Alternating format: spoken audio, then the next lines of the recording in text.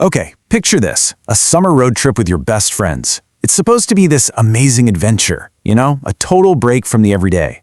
But for three friends, Samaira, Akanksha, and Sia, this trip to a village they've never seen before, well, it's about to turn into a full-blown nightmare. Because for one of them, this isn't just a vacation. Oh no, it's a return to a dark secret that's been buried for 15 long years.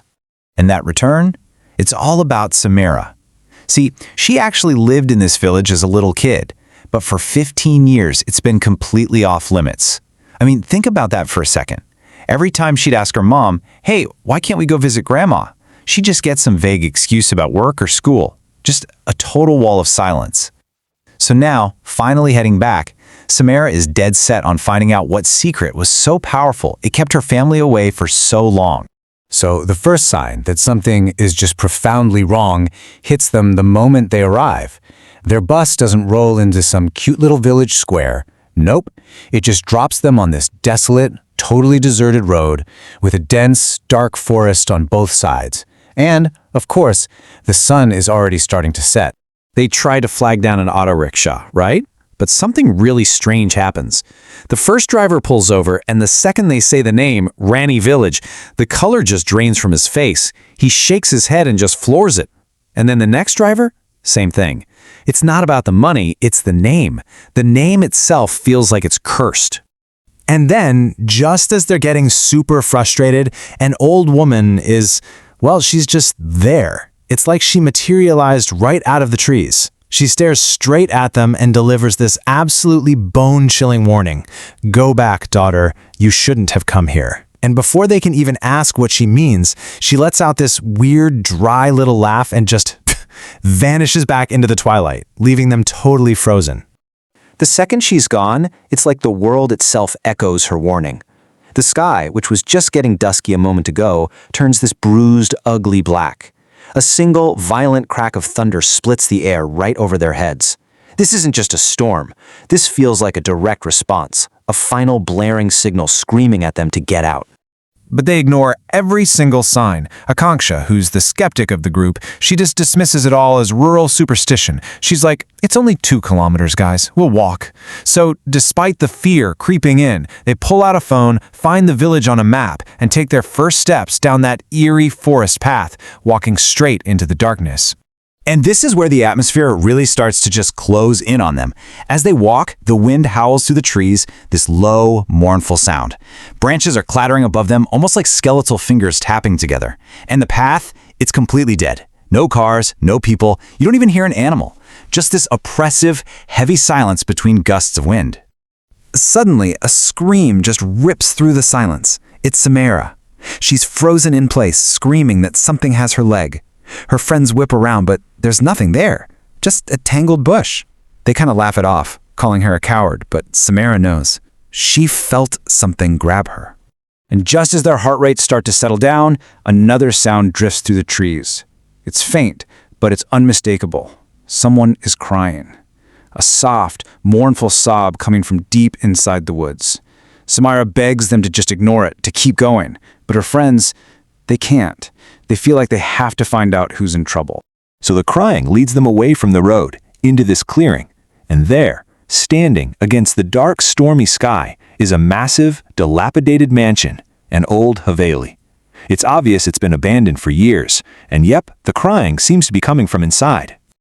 They push open these heavy, creaking doors and step inside.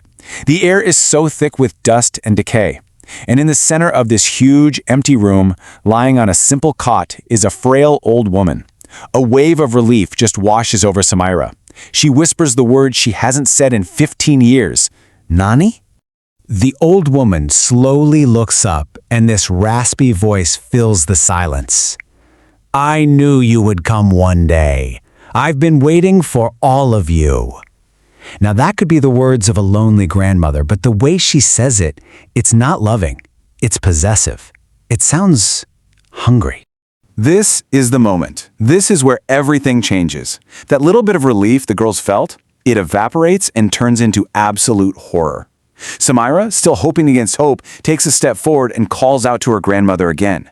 But the woman on the bed, she starts to laugh, this horrible guttural sound. Because this isn't her grandmother. The old woman's face twists into this monstrous sneer as she reveals her real name, Nita the Witch. "I haven't fed in so long," she hisses, her voice no longer frail at all. "I've been starving, just waiting for someone to walk right into my trap." And with that, she lunges. The girls' screams just echo off the crumbling walls as they turn and they run, this demonic figure scrambling after them, with only one goal: to feed. They are scrambling for the main entrance, desperate to get outside. But just as they reach the door, they slam right into two figures blocking the exit. It's Samaira's mother, and standing right with her, a Hindu priest, a pundit. And you realize they haven't come to rescue the girls, they've come to fight. So in that moment of absolute chaos, with the witch shrieking from inside the house, Samaira's mother finally reveals the dark secret she had protected her daughter from for 15 long years. The real reason they had never, ever returned to Rani Village. So here it is. This is the secret they're running from. Let's just break this down. 15 years ago, the witch Nita killed Samaira's real grandmother and possessed her body. When Samaira's mother figured it out, she did the only thing she could. She grabbed her daughter and ran. So for 15 years, that witch has been using her grandmother's face as a mask, living in this house and preying on anyone unlucky enough to get lost. Samaira's mother gives the priest a nod. It's time. He begins the final exorcism, lighting a sacred fire as these ancient, powerful mantras fill the air. Inside, the witch's triumphant laughter twists into shrieks of pure agony. The holy fire, the sacred words, they're burning her from the inside out, consuming the demon until there is nothing left but a pile of ash. The moment the witch is destroyed, the change is instant. The violent storm outside just breaks. The dark clouds part, and that oppressive, evil presence that had filled the mansion and the whole forest just vanishes. The curse is finally broken.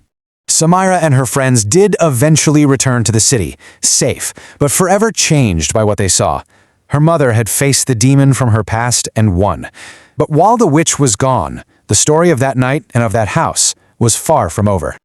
The Haveli still stands on that deserted road, a dark silhouette against the sky.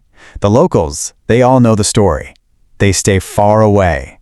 They gave it a new name, a permanent warning that gets whispered from one generation to the next. The Bhutia Haveli, the haunted mansion. It's a chilling reminder that even when you destroy a demon, you can't always destroy its story. And sometimes, the story is what truly haunts us.